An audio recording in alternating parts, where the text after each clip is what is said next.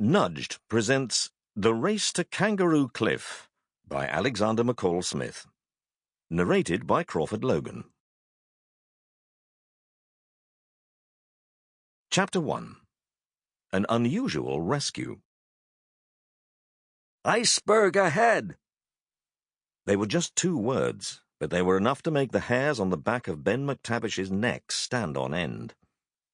It was Badger Tompkins who had called out the warning.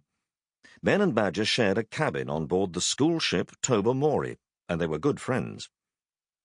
When Badger gave his warning, they were both on watch duty, their job being to look out for anything that could imperil the ship.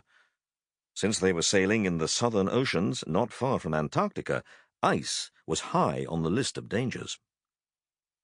They were standing together at the prow, the very front of the ship.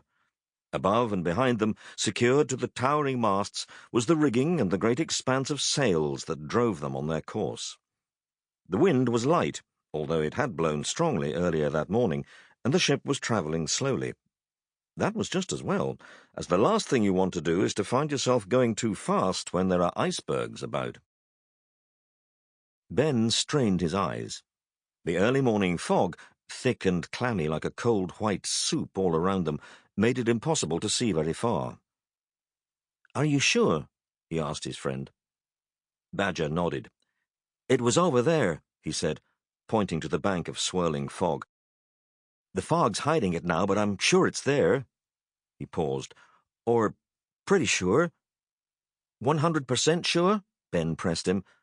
Badger hesitated. 90%, he replied. "Or 80.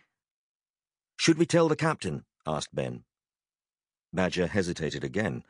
Nobody wanted a false alarm, but nobody liked crashing into an iceberg either. At length he made up his mind. "I think we should warn him," he said.